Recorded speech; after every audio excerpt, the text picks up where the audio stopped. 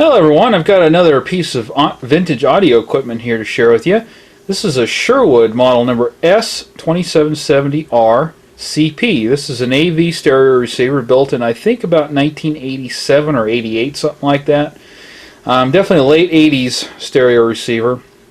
This is a fairly good stereo receiver. I got this at a thrift store a couple months ago that was bundled with a Fisher Studio Standard equipment set. That included these very nice Fisher speakers right here.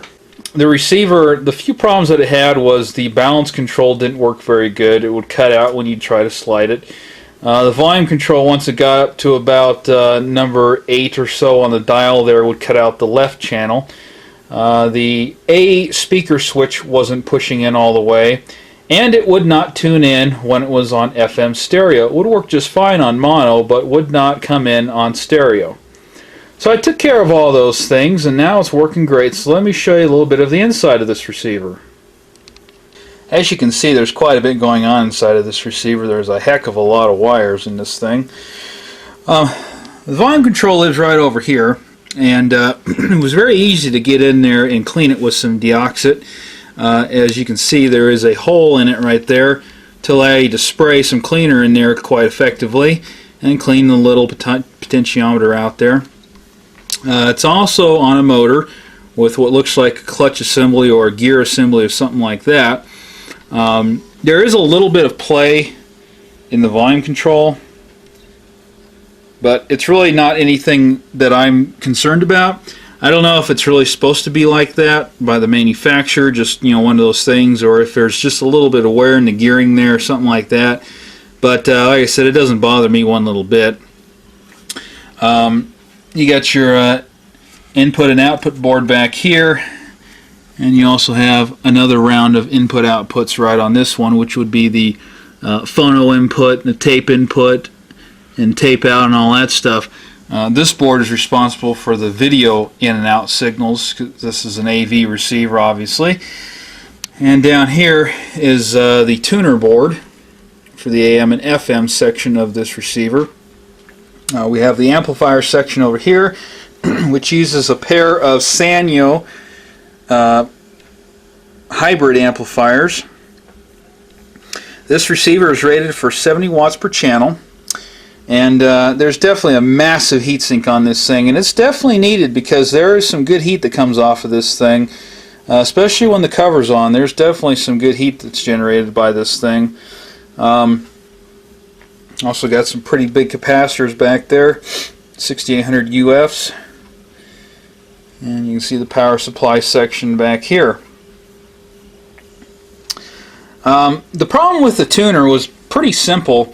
Had the same problem on the Fisher equipment also. The tuner and that had the exact same problem, which is kind of strange considering that it came from the exact same person. So I don't have any idea what the heck they were doing with these receivers to cause the same problem. But the same fix ended up being what fixed it. Basically, I had to go through here on the FM side of the tuner and adjust some of these tuning coils until it decided to go ahead and play in FM stereo. Some of these adjustments are labeled by Sherwood as to what they do.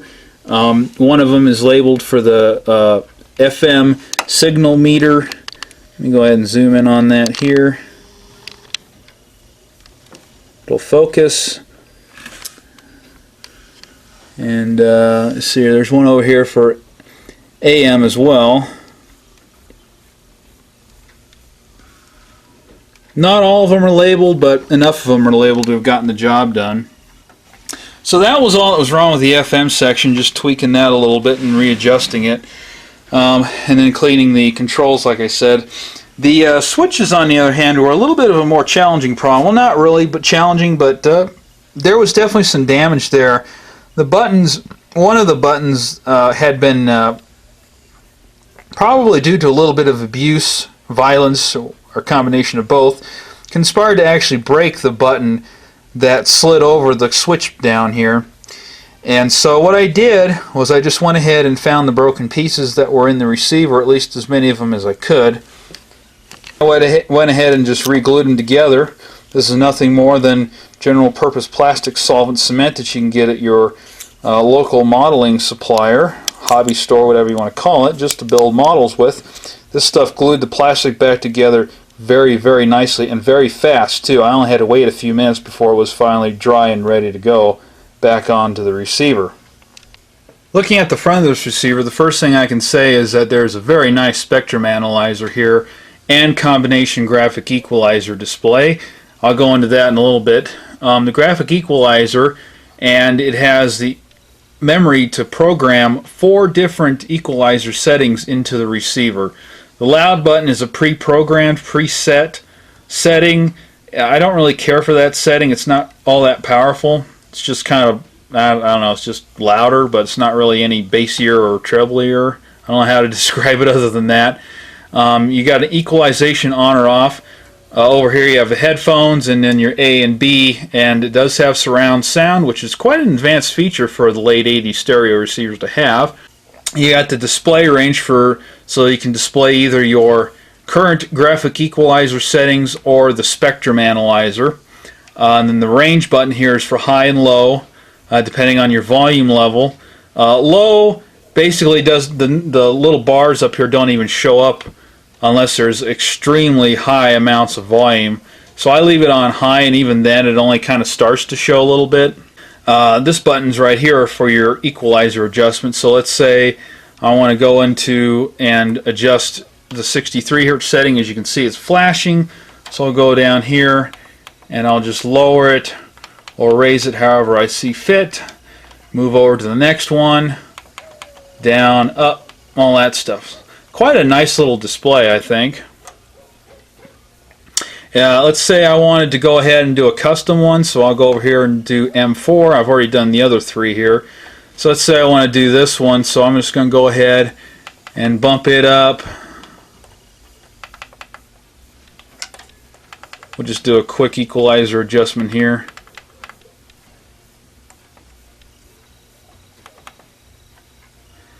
And we'll just hit EQ MEM M4. Boom, we're done. Now we'll just go through and look at our different pre-programmed that I've already done on this thing.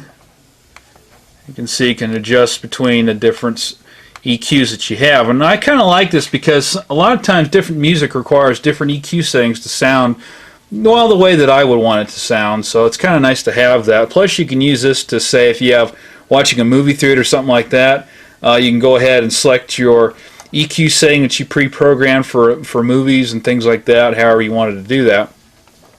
Over here we have the mono, stereo, auto, and manual for your automatic tuning or manual tuning.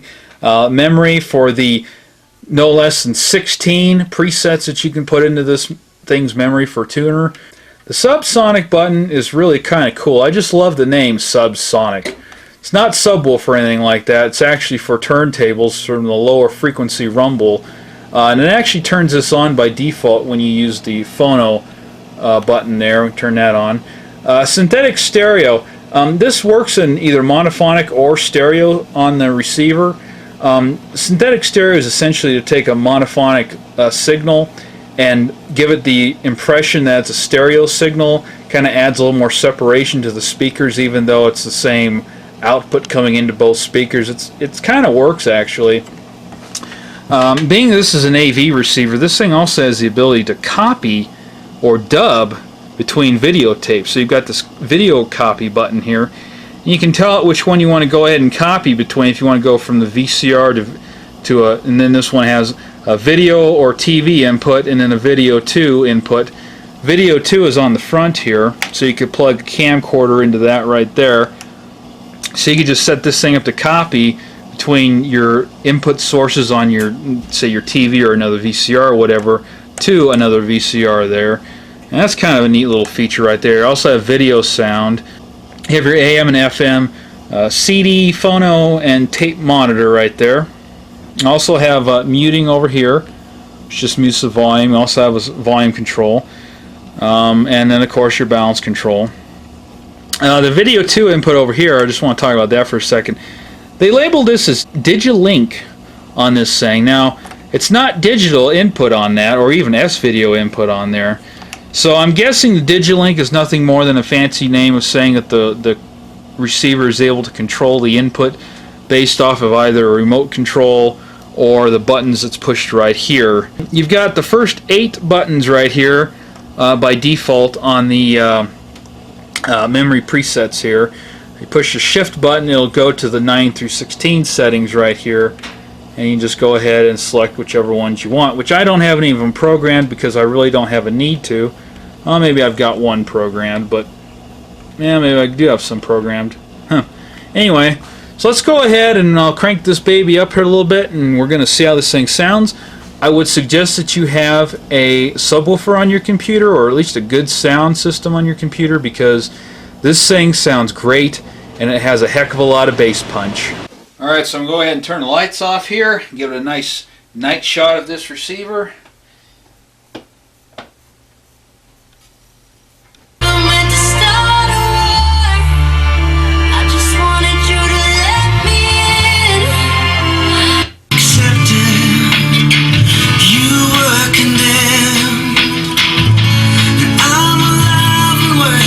Images that showed 2 fragments of possible wreckage in the Indian Ocean. He cautioned, however, that it was too early to make any definite assertions. Chinese and Japanese aircraft will join the Australian-led surveillance.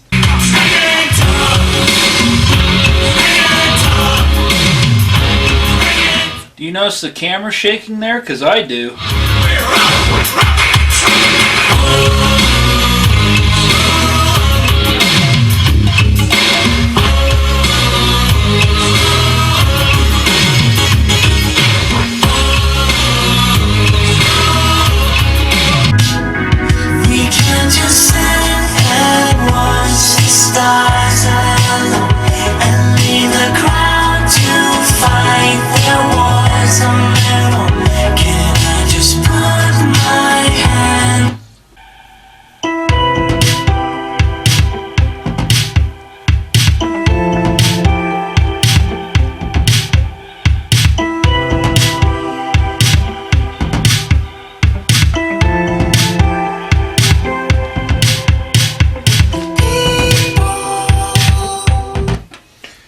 Well, there you have it.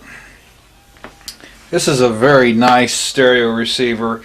You know, for an audio video receiver, this thing is just kick-ass. Let me tell you what. If you ever find one of these, do not pass it up if you care about good sound quality, and especially if you like a lot of bass and thump in your music, which I do.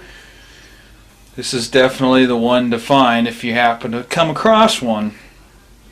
They definitely don't make them like this anymore, and it's really unfortunate that they don't, because this is a very nice stereo.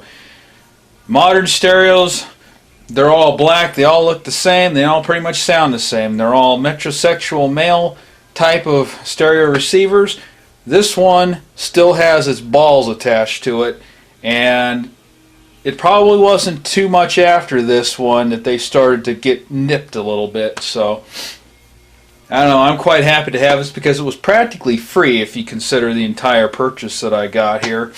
I still don't know what a part of it was actually free because I really got it for the speakers, but so far everything's been quite nice. The restoration of the Fisher equipment continues, and there will be a video about that. And yes, it is quite impressive from what I've already heard of it so far, so stay tuned for that. In the meantime, take care everyone. Thanks for liking, commenting, subscribing, and sharing all of my videos. And how about a double thumbs up for that, huh? Alright, take care. Peace out.